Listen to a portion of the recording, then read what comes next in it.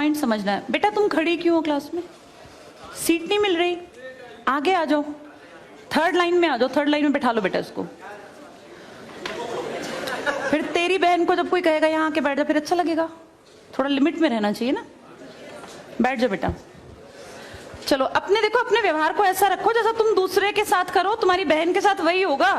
यहाँ नहीं, जहां वो कॉलेज में जाएगी वहां होगा, बस में होगा, ऑटो में होगा। समाज सबसे मिलके बनता है। तुम घटिया हो ना किसी के लिए, तो तुम्हारी बहन के लिए 100% कोई ना कोई घटिया। भगवान जो है कर्मा रिटर्न्स बैक है, ये सीधी थ्योरी है ये। और ये मैं अपने लिए भी मानती हूँ, मैं अपनी बेटी के लिए भी मानती हूँ। मैं जैसा कर रही हूँ ऐसा ही मेरे साथ होगा, या मेरे घर वालों के साथ। तुम जैसा कर रहे हो ऐसा तुम्हारे भाई बहनों के साथ होगा ही होगा।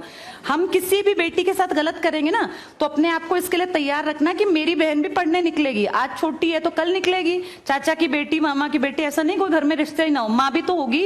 जैसा तुम कर रहे हो ऐसा तुम्हारी माँ के साथ जरूर घटित हुआ होगा। अब तुम कर रहे हो। बड़े अच्छे कई एड्स हैं, उसमें एक जवान लड़का ना सीटी बजा रहा होता है, तो उसकी माँ, देखा तुम लोगों ने वो, उसकी माँ कहती है बेटा मत कर। तुम्हारी उम्र का था वो लड़का, उसकी माँ लगा लो मेरी एज की, मुझसे 2-4 साल बड़ी होगी, क्योंकि जो बच्चे 20 के हैं उनके माँ 40-45, उनकी माँ 45 साल तक की होती हैं। तो लगातार सीटियां बजा रहा है, उसकी माँ उसको कहती है बेटा मत कर। वो इरिटेट हो जाती है, तो फील करता है कि मेरी माँ ऐसा क्यों, मतलब क्यों चिढ़ रही है सीटी बजाने से, घर में बैठ के बजा रहा था सीटी। तो उसकी माँ को याद आता है कि जब मैं रोज बस स्टॉप पे जाती हूँ, 45 साल की अधेड़ उम्र की एक औरत, एक घटिया लड़का, मतलब ऐसे नहीं होते बिल्कुल ही घटिया जिनकी परवरिश हो, वो रोज उसको परेशान करता है, उस 45 साल की औरत को। तो उसको फिर फील होता है कि ये मेरा बेटा जो हरकत कर रहा है ये उस लड़के से मेल खाती है। बहुत अच्छा ऐड है, उसका एसेंस बहुत अच्छा निकल के आता है कि एक्सप्लॉयटेशन सिर्फ जवान लड़कियों का नहीं होता। आप गलत कर रहे हो ना, कोई आपकी माँ के साथ, आपकी बहन के साथ कहीं ना कहीं कोई गलत करेगा फिर। इसलिए समाज को अच्छा बनाओ, क्लास को ऐसा बनाओ, कोई लड़की वहां से अगर आ रही है और तुम कह रहे हो यहाँ आ जा, तो ये ठीक है। ये अपने आप सोच के देखो, ये हमारी परवरिश को भी दिखाता है कि हमारी परवरिश कैसी माँ ने की है।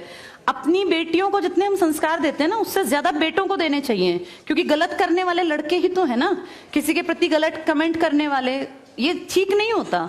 इतने काबिल बनो कि कोई तुम्हारे साथ बैठना चाहे। तुम्हें ये कहना पड़ रहा है कि यहाँ के बैठ जाओ, तुम कोई वो छिछोरे 70-80 के दशक के लड़के थोड़ी ना हो, पढ़े लिखे 21वीं-22वीं सदी के लड़के बैठे हो। तुम कोई बच्चे नहीं हो। अब अपने व्यवहार को इतना अच्छा बनाओ, क्योंकि जब गलत बात बोलो ना तो ये सोच के बोलना कि मेरे घर में जो औरत है ना उसको ये सहना पड़ रहा है कहीं ना कहीं। तुम ही लोगों ने समाज बना रखा है, इसको घटिया बना लो चाहे अच्छा बनाओगे तो पूरा समाज अच्छा बन जाएगा। घटिया बनाओगे तो तुम्हारी माँ को भी 100% सुनना पड़ता होगा, क्योंकि ये कर्म है, ये किसी को नहीं छोड़ते। तुम सबको चार दीवारी में नहीं रख पाओगे। तुम्हारी माँ को भी कहीं ना कहीं बाहर निकलना पड़ता है, चाहे वो मार्केट सब्जी लेने जाती हो, गांव में रहते हो तो गली में तो निकलती है ना, उसको भी सुनना पड़ता होगा, क्योंकि समाज बनाने वाले तुम ही लोग हो। तो ये ध्यान रखो सबको कि भाई किसी को हमारे किसी भी कमेंट से बुरा ना लगे, और इनको अलग मत समझो। जैसे तुम्हारी बहनें ऐसी ये हैं, पसंद आना कोई अलग बात होती है, पर व्यवहार अच्छा रखना चाहिए। तुम्हारी परवरिश अच्छी माने की है, कम से कम ये दिखा के चलना। चलो ये टॉपिक